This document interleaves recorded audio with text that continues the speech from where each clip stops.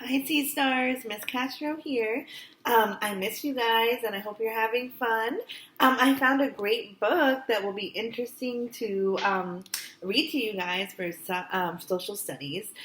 This is called Grace for President, and it's a pretty interesting book. There's lots of good lessons in the book also, besides kind of tying into our social studies about government and stuff. So I was going to read this to you guys, and hopefully you will like it, and you can learn a few lessons from Grace, and we can also maybe enrich our social studies knowledge a little bit when we're talking about government. So, Grace for President.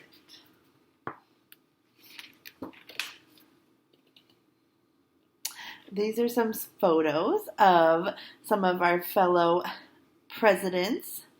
And then there's Grace down here.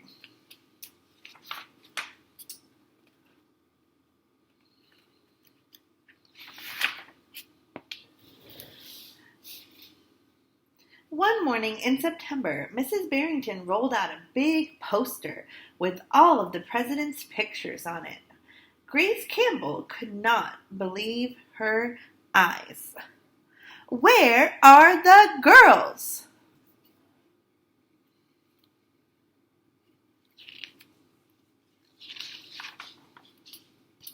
That is a very good question, said Mrs. Barrington. The truth is, our country has never had a woman president. No girl president? Ever? Asked Grace. No, I'm afraid not, said Mrs. Barrington. So, how does it look like Grace is feeling over here? She doesn't look too happy. Grace sat at her desk and stewed. No girls? Who'd ever heard of such a crazy thing? Finally, she raised her hand. So when we think about that word stewed, I don't think they mean it literally. I think that it's a non-literal phrase, and they mean that she was getting upset. She was getting mad as she sat and thought about it. Yes, Grace. I've been thinking it over, and I'd like to be president. Several students in the class laughed. Well, I think that's a star-spangled idea, Grace, said Mrs. Barrington. In fact, we can have our own election right here at Woodrow Wilson Elementary. The snickering in the room stopped. Grace smiled. Would anyone else like to run for president? Mrs. Barrington asked the class. Nobody raised their hand.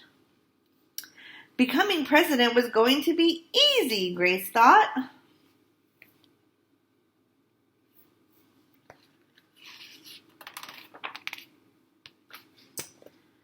The next day, Mrs. Barrington made an announcement. In the name of democracy, I have invited Mr. Waller's class to join our election.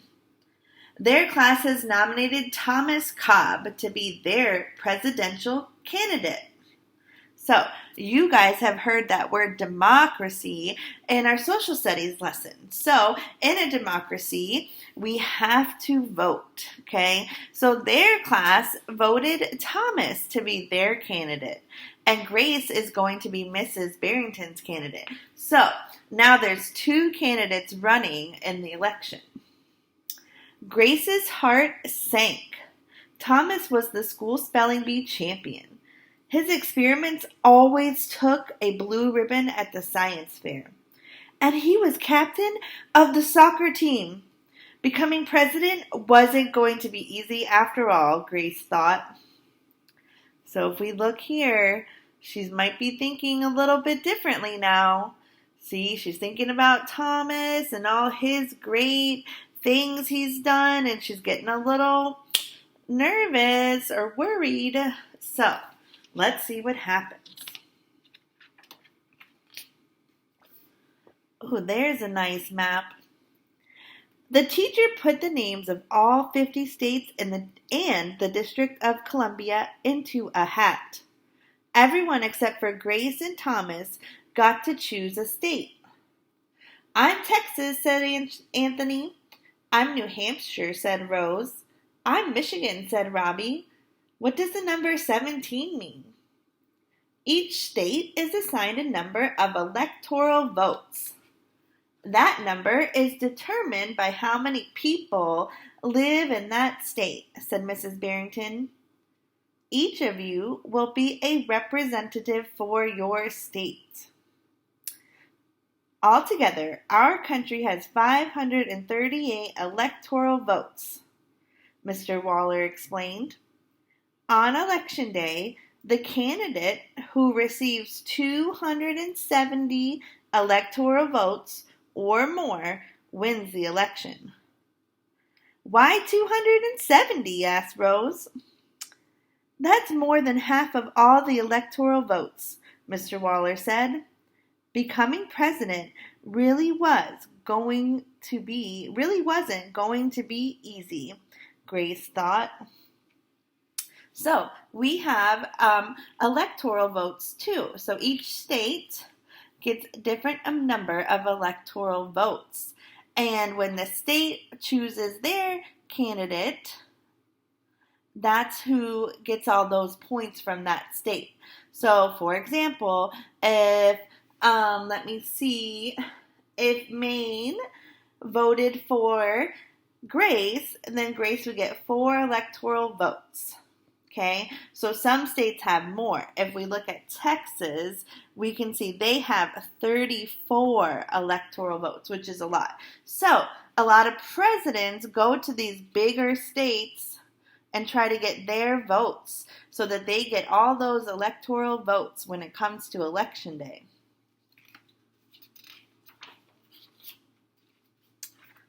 Oh, I see some great posters. Grace came up with a campaign slogan. Make history. Vote Grace Campbell for president. Thomas came up with his own campaign slogan. Vote for Thomas Cobb, the best man for the job. They both have pretty good slogans. Grace listened to what issues were important to the students, and she made a list of campaign promises. Let's see what her list came up with. A peaceful school, no bullies. A cleaner school, no littering. Better hot lunches, no more fish stick tacos. Thomas made up his own list of promises. Free tutoring, free soccer lessons, fish stick tacos every week. Grace made campaign posters and buttons. Thomas made posters and buttons too. So, it looks like the election is getting pretty competitive.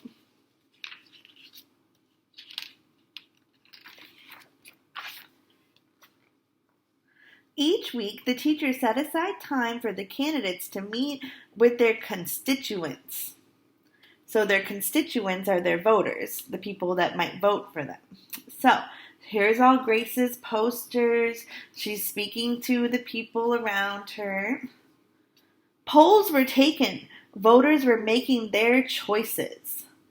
So here's Thomas with all of his constituents, or his voters, or people that might vote for him.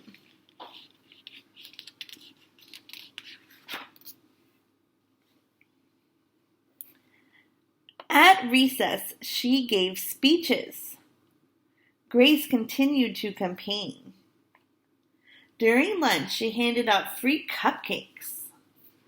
After school, she held rallies. So it looks like Grace is doing a lot of very interesting, fun campaign things. She's trying to get supporters and voters. So she's talking at recess, she's talking after school, she's making her posters, she's passing out cupcakes.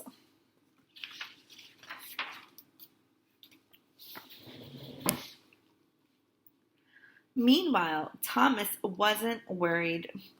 He had cleverly calculated the boys held slightly more electoral votes than girls. So, because of each state that they had, he realized that the boys would end up with more electoral votes than the girls. At recess, Thomas studied his spelling words. During lunch, he worked on his latest science experiment. After school, he played soccer. So, are we thinking Thomas is really worried about the election or focused on the election like Grace is? Doesn't really seem like it. He's doing all his fun stuff, his normal stuff. Even before the election, Grace made good on her promises. She joined the safety squad. She organized school beautification committee. Wow. And she volunteered her time in the school cafeteria. So, it looks like Grace is really trying to make a difference around the school. I mean, she's cleaning, she's painting, she's helping in the cafeteria, she has a safety squad, she's helping the people in the community. Over here, it's looking like Grace is a little tired. She's been working.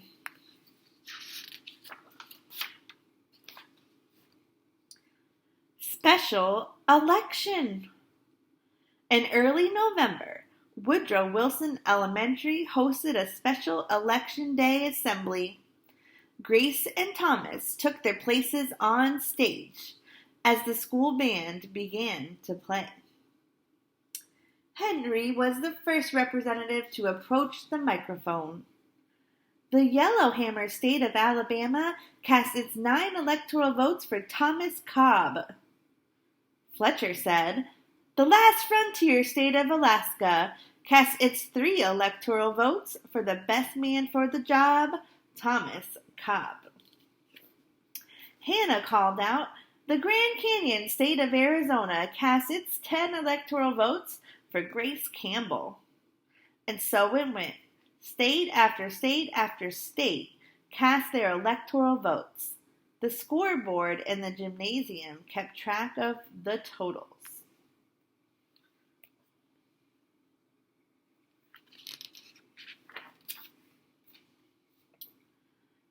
The voting demonstration was quickly coming to an end. Clara approached the podium. The Badger State of Wisconsin cast its 10 votes for my best friend, Grace Campbell. Grace looked at the scoreboard. It had 268 electoral votes. She had 267. There was only one state still unaccounted for. Wyoming. So Thomas is 268. She has 267. It's a pretty close election right now. It's a close race. We don't know yet. And we see Wyoming is a boy. So I wonder, is he going to vote for Thomas? Thomas grinned. Grace felt sick. Sam walked up to the microphone. He looked at Thomas. He looked at Grace. He looked down at Grace's handmade flag. Sam didn't say a word. What are you waiting for? Thomas whispered. The band stopped playing. All eyes were on Wyoming. Finally, Sam cleared his throat. The equality state of Wyoming cast its 3 electoral votes for. Dun dun dun. Who's it gonna be? Grace Campbell! The gymnasium erupted in loud cheers and a few boos. Mrs. Barrington approached the podium. With 270 electoral votes, the winner is Grace Campbell. Thomas looked stunned. Grace hugged Sam. Why did you do it? She asked. Sam handed Grace his flag. Because, he said, I thought you were the best person for the job. So there's Thomas and Grace. I mean, not Thomas and Grace. This is Sam and Grace, because he was congratulating her, telling her why he chose her. The following week, the students in Mrs. Barrington's class were preparing for their career day presentations. Grace volunteered to go first. She stood at the front of the room and glanced at the posters still hanging on the wall. My name is Grace Campbell, and when I grow up, I'm going to be President of the United States. This time, everyone believed that she would. So, do you think that Sam made the right choice? Was Grace the best person for the job? Based on the text evidence and what Thomas was doing and what Grace was doing, I would say that Grace was the best person for the job. So, thinking about this book and a lesson that you can learn, look, that's Grace in the future. It looks like she's getting sworn in as the President of the United States.